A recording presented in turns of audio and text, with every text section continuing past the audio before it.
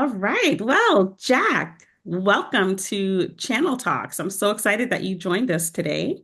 I'm excited to be here. Thank you for having me. Yeah, this is going to be a great discussion. And so, for our audience, I am honored to have this conversation today with Jack Featherstone. He is the Director of Creative Client Engagement. And so, before we even begin, Jack, do you want to give us just a quick snippet of what you do here at 360 Insights? Yeah, so I'm in charge of a team of very talented graphic designers. And really, we are the gatekeepers to our program brands effectively. So we're in charge of coming up with creative ways to engage the users on all of our, our different 360 platforms, making sure that all of our designers are designing to, client brand guidelines, things like that, but also coming up with creative ways of basically trying to get our users engaged and using the platforms as they should be. Yeah, sounds like a fun job. Can I join your team or do I need to It's do I have to have any I don't have no creative skills at all. that's you're in. You're in. It's a very Our, low bar. our clients would not be happy at all, I can tell you that. So, yeah, we're going to talk about that though. We're going to talk about the importance Yeah. of creativity, design, especially as it relates to the B2B audience, right? Really transforming brands into stories. I think that's going to be really important. And I'm so excited with what you're going to share with the audience. Before we dive into that conversation, I have a question for you, first of all. Yeah. Can you recall your very first job? What was your first job? And what skill do you feel like you still, is still active today? How do you apply what you learned in your first job to what you do today? Yeah. My first job was working at it was a very small printing company. In fact, we basically welcomed people off the street to it was, it was very much startups in, plumbers and mechanics that started up their own businesses, and they were coming up to us to, create their initial logo and branding effectively. But that it was really good to get in on the ground level of a creative agency because I learned a lot of the basics of, print design and web design there. And working with clients face to face was, invaluable. But one of the things I messed up so many times in that job, he was a proper junior designer.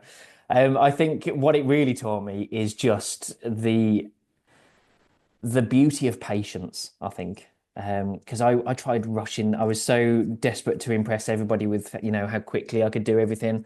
And most of the time it went to absolute pot. So Right. I think patience was key. Learning to design properly for your audience really helped me. And I took that into my next job at CR, who were acquired by 360. So yeah, and I've Right. been here ever since. I love that. So you really started in the design, like creative field. That was Yeah, exactly. Straight your out of uni. purpose. You've been walking in Yeah, your purpose since day one. exactly. I love that. No, that's huge. I'm so big on that one, especially when I'm interviewing our guests. I love to hear the correlation to what they began with, like their first, job to what they're doing now. And I would say most of our guests are still doing the same thing that they did. And I think that's just a testament to this is what you're meant to do. And Yeah, your passion just shines through. I've seen your work, I'm around you, and I love the skill that you just talked about, which is patience. And I feel like you're always just you're cool, things keep thank you. happening all around and you're calm, you're patient, and you're like confident that things will work out. So I totally see that in your day to day. I love, love, love that. Thank you. You're also a cultural ambassador. I I just am indeed. Yeah, that's Yeah. pretty cool. I love that at 360. Like just talking about our culture a little bit.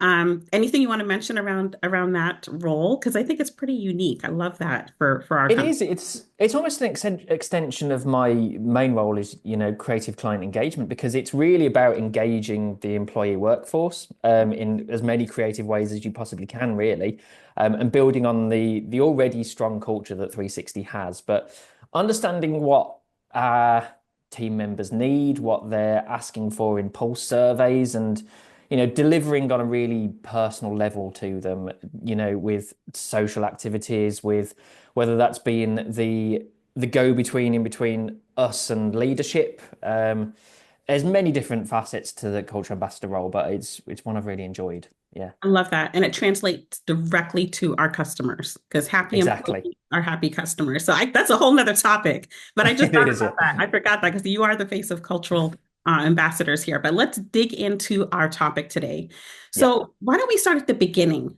the Okay. foundation? When we talk about graphic design, let's talk a little bit about the history. Like how did this all come about? I mean, I could bore you with the history of graphic design because it is quite boring. It's I went Is it sat through really? university lecturers. Okay. It's you know we could sit here and talk about the inventing of the printing press, but I'm not going to do that. There are, for me personally, I think there are three probably key milestones in graphic design that has resonated with me. What the first one is.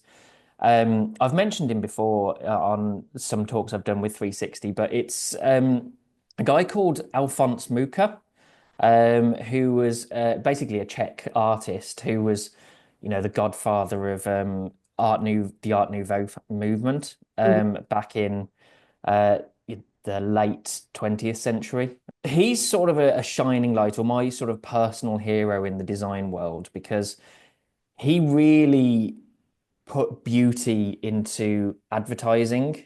Before him, mhm, I think a lot of the advertisements, they were very factual. It was very, very primitive.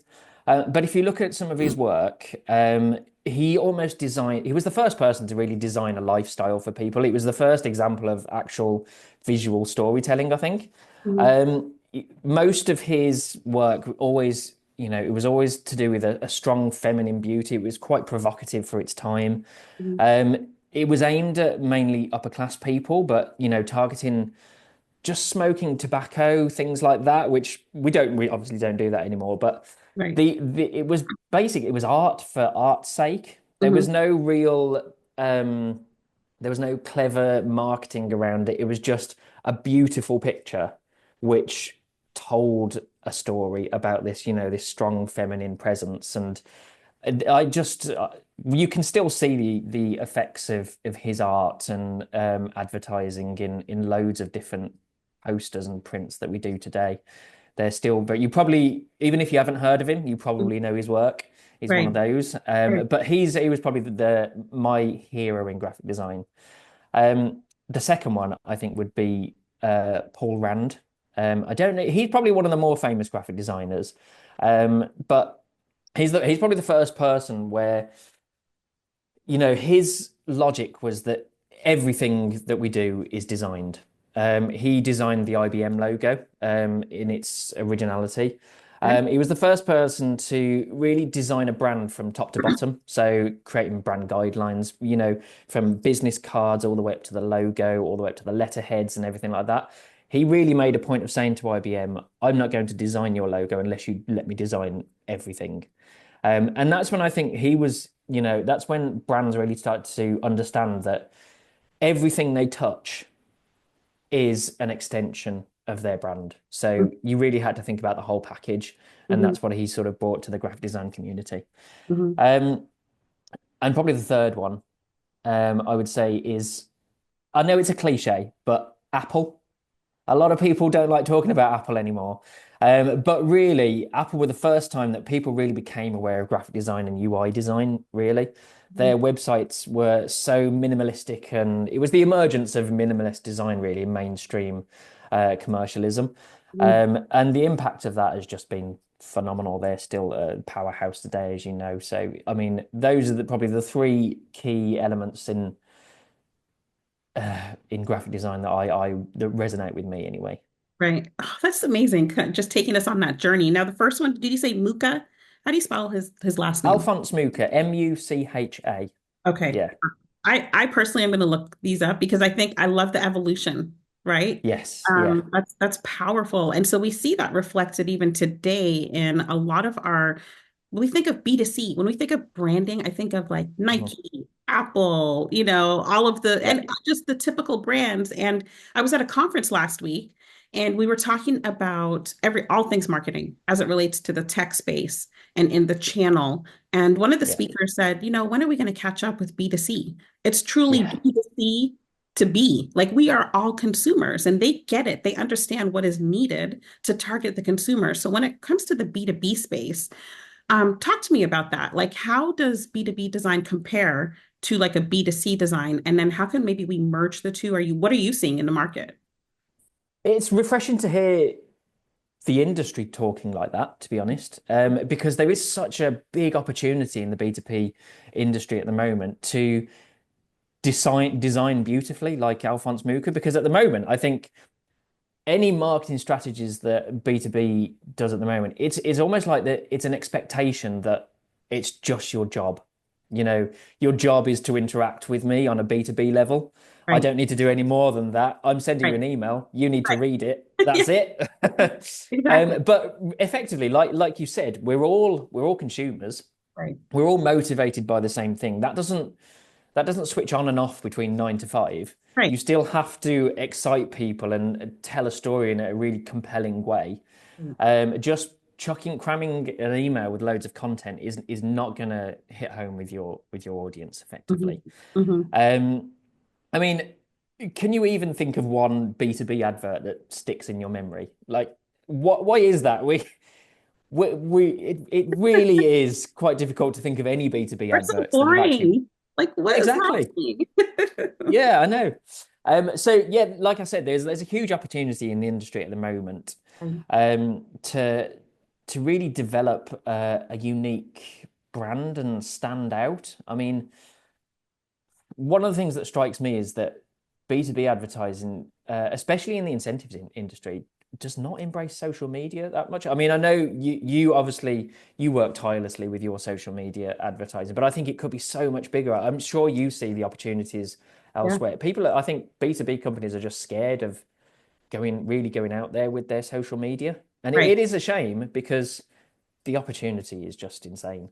Right. No one wants to take the first step and just put themselves out there and Yeah, create the norm. Like, why not create the standard, the norm now, right? exactly. Yeah. That's interesting. Yeah, I love what you said. Like, we don't just change from like a consumer to we're the same person. Well, you would Yeah. hope so, right? But Yeah. that'd be a problem if you're not. So, and we all are visual learners. We all Yeah. need some sort of hook. We love color. We love like, why don't we see more of that in B2B? And I think your point is you just stated that. Like it's B2B is a little hesitant to step out. Now, I could see that as an opportunity. That would be maybe a great differentiator, coming in now and just really coming out there with bold colors and having fun with design and being truly creative. Yeah, absolutely.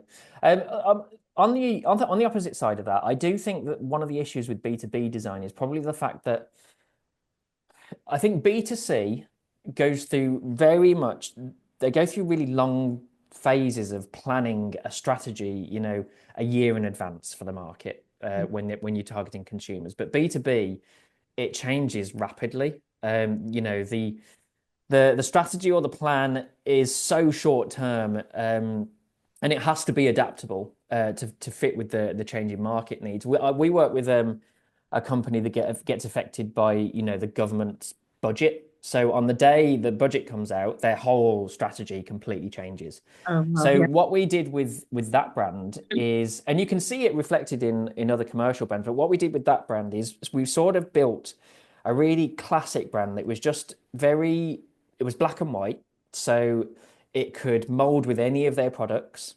Mhm. It was timeless, but Mhm. that effectively meant that if you just have a very simple black and white logo, what you do is effectively you put the focus onto the products that you're selling.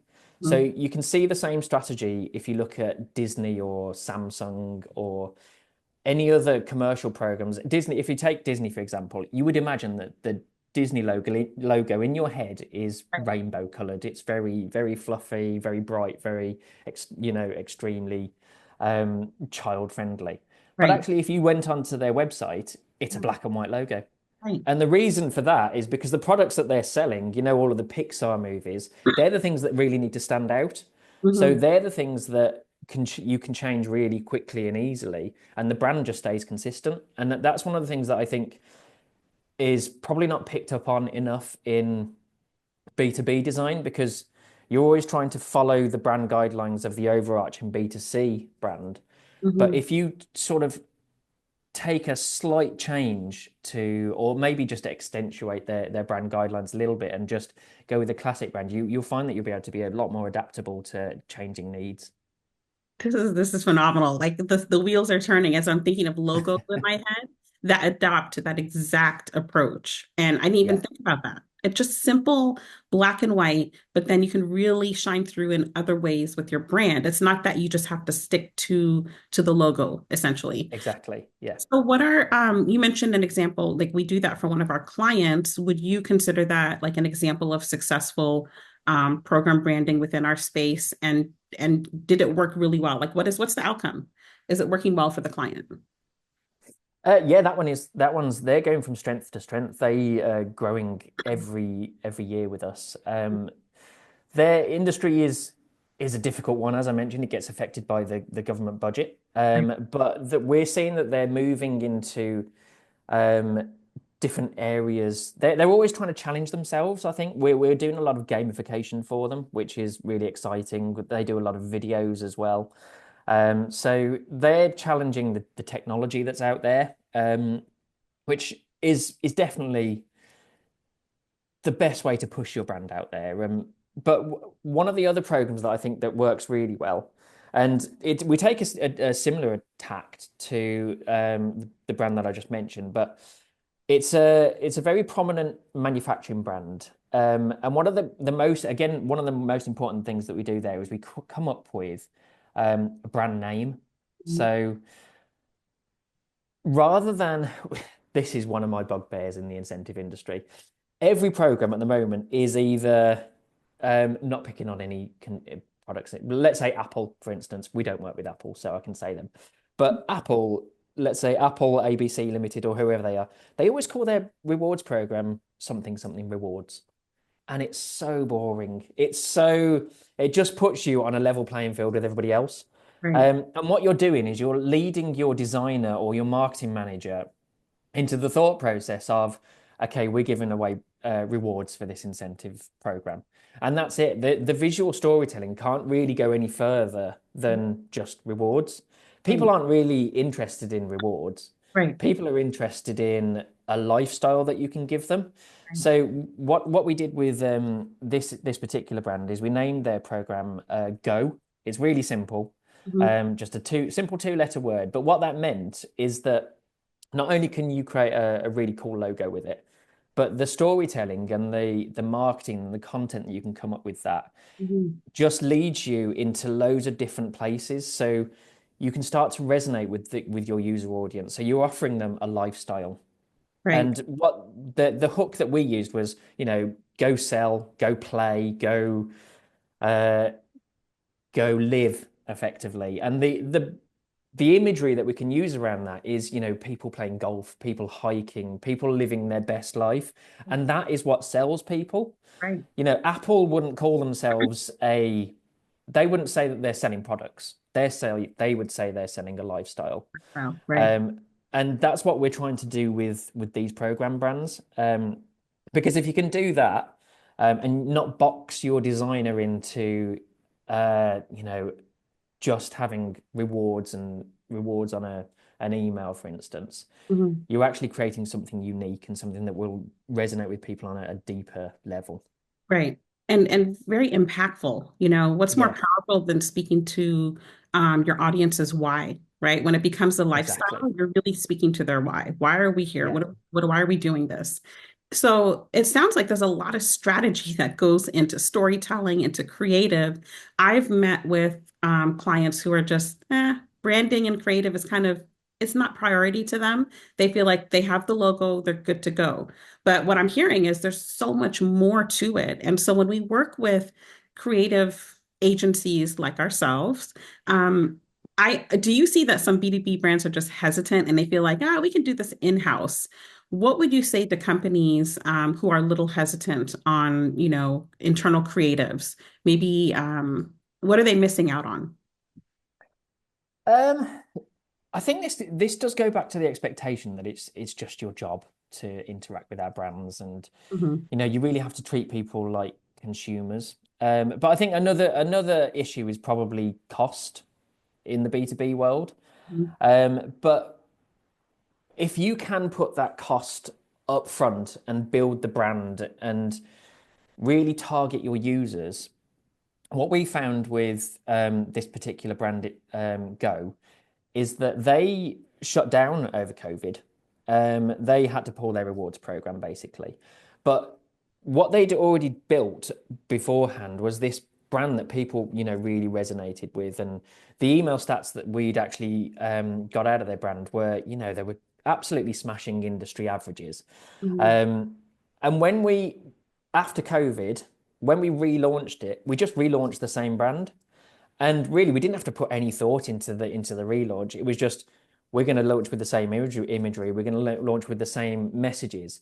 And what we found was that the interactivity rates were still just as high as they were pre-COVID. And I Mm. think that goes a long way to suggest that, longevity is really a cheap way of building a brand because every time we tried to we could literally just send an email out and we knew that we were going to, get 70% open rates and, you know, industry leading interactivity rates. Right.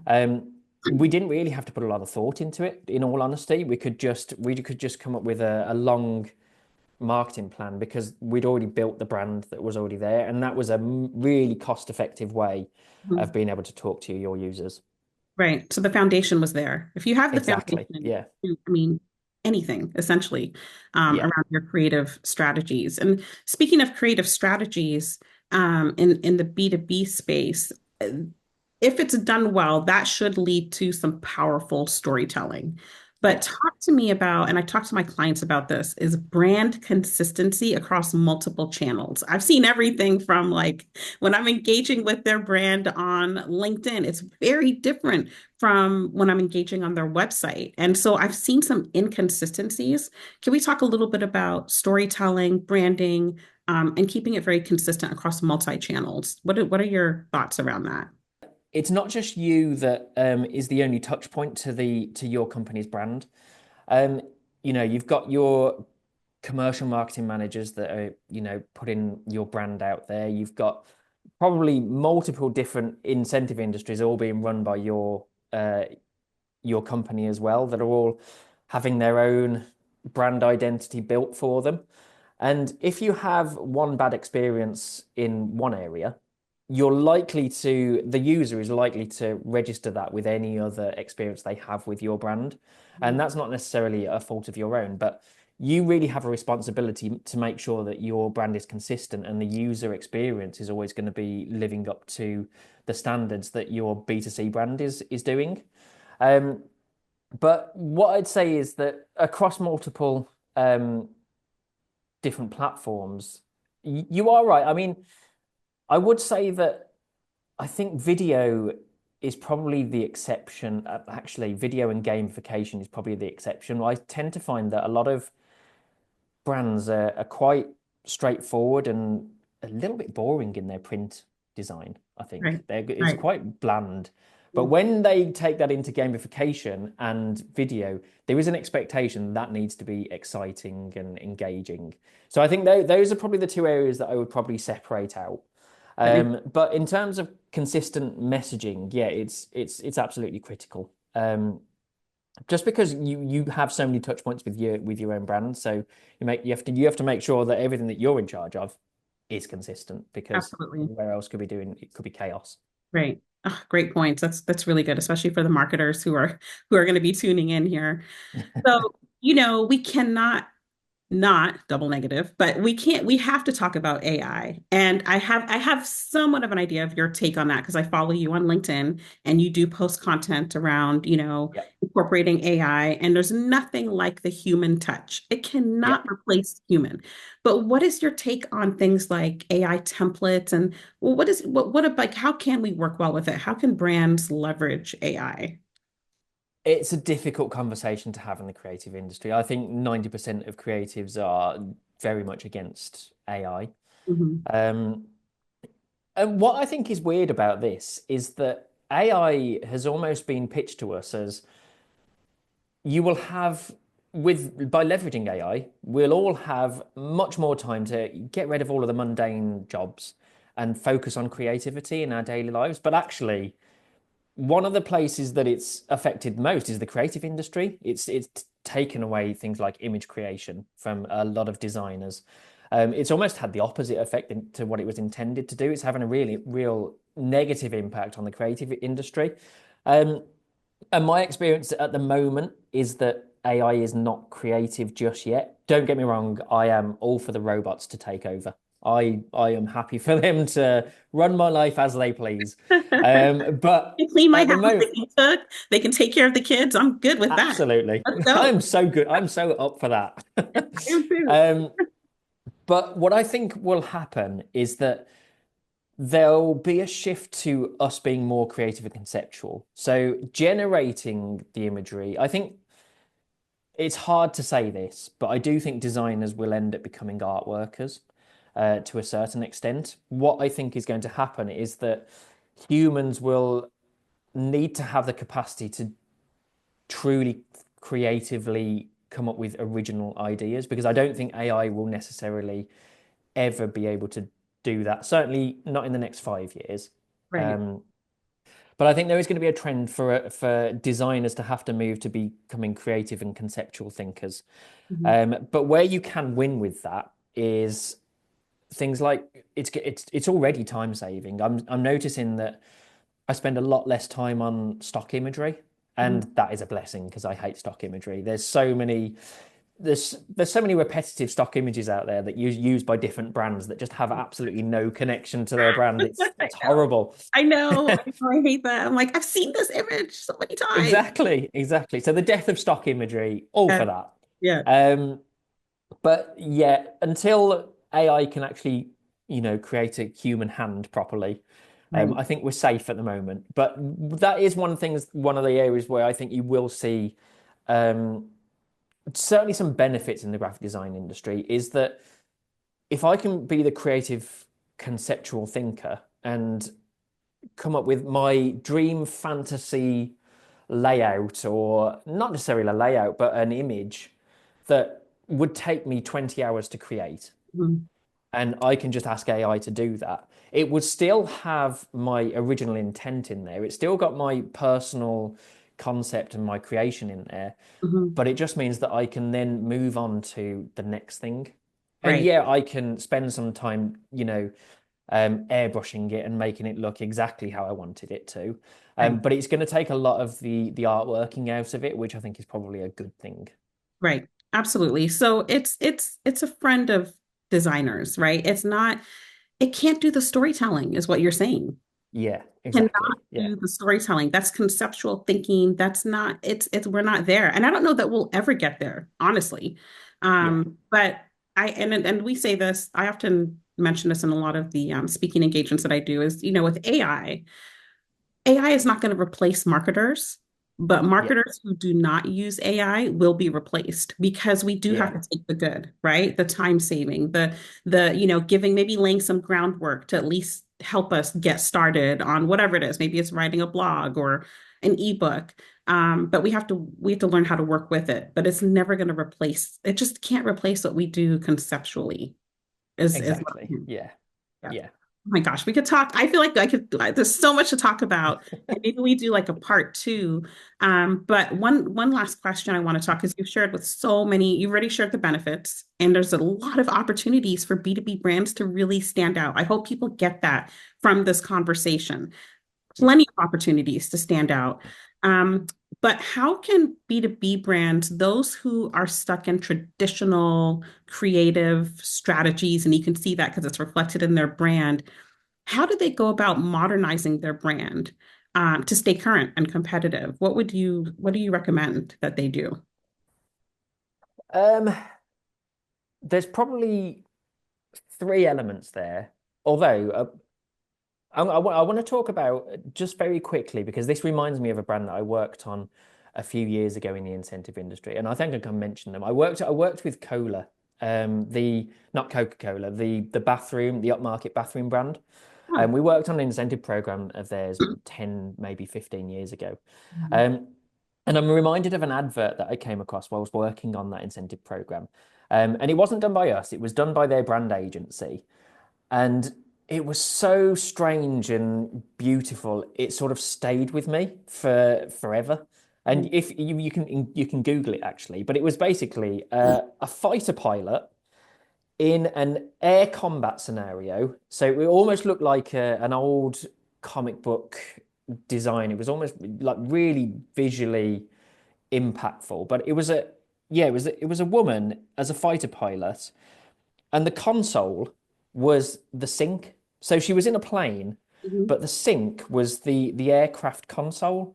And I just thought it was when I looked at it, I thought that's so strange. But when you actually think about it, because it did stay in my head, it was such a great piece of visual storytelling Right. because it suggested that the this sink was so robust, you wouldn't let a pilot fly with something subpar. So she was going into battle with this kitchen sink effectively. Mhm. It was vintage looking. It instantly dated it, so it made it look retro. It took you back to a time where, you know, in your head everything was better because it was, it was vintage. It looked beautiful. Right. It made you think that it had to be user friendly because you Mhm. can't steer a plane in the middle of battle if it wasn't user friendly. Right. So it was just the fact that it was so glamorous as well. She was sort of dolled up in this retro fighter pilot gear, Right. and all that it said was just the bold look of cola, and that was the only messaging on there. Mhm. And that's the same thing that Alphonse Mucha did to sort of bring that back to the start because it was just really visually impactful, and there was no the storytelling was all in the art, and it was about creating a piece of beautiful art almost for the sake of it, but letting the image tell the story. And I think if you can, that is the holy grail for me, just advertising, really. If Right. you can do that, then I think you'll be leaps and bounds above, any of your competitors, especially in the B2B world, never mind the B2C world. But if you Right. can come up with that, if you can let your designers come up with something that brave, then I think you will be really, pushing boundaries there. Right. But I mean, the other thing, just to drop this in, the other thing that I would say is the emergence I've seen recently of gamification and incentive trips. Mhm. They're another great way of letting your designers go wild with creative. The amount of, if I compare incentive trip uh, platforms compared to just, rewards platforms, the branding is always so much stronger with those. So always, I would say, always think about having a trip bolted onto anything that you do like that because it gives you, again, it's about selling a lifestyle. It's about selling what your user wants to be. It's not just a Right. product. Right. That would be key. Yeah. Right. And what I hear you saying too is you absolutely need to know who you're marketing to. That has Yeah. to be reflected in your branding. Yeah. And that's important. We have to have another we're going to do another episode whether you want to or not. I'm telling you right now. No, because there's so much conversation that we should have around that. There's so much more we can talk about. But for Yeah. now, I think what's really important is make sure your brand tells a story. Just Yeah. start there, you know, Yeah. and companies can even do an audit. I highly for in marketing, like I talk about content audits, social audits. Why not do like a design audit and bring all of the design elements in-house and really analyze and assess whether it is telling a story. If it's not, it's time to just nix it, right? I mean, Absolutely. it's Yeah. simple, but I think it's a good place to start. Yeah. Yeah. Awesome. This is so good, Jack. Thank you very much. Is there anything else you want to mention that we did not discuss? Please feel free. Let's save it for episode 2. Okay, let's do that. Well, I appreciate you taking the time out to chat with me here and definitely look forward to talking to you again. Yeah, thank you. This has been great. I've loved it. Awesome. Thank you. Thank you very much.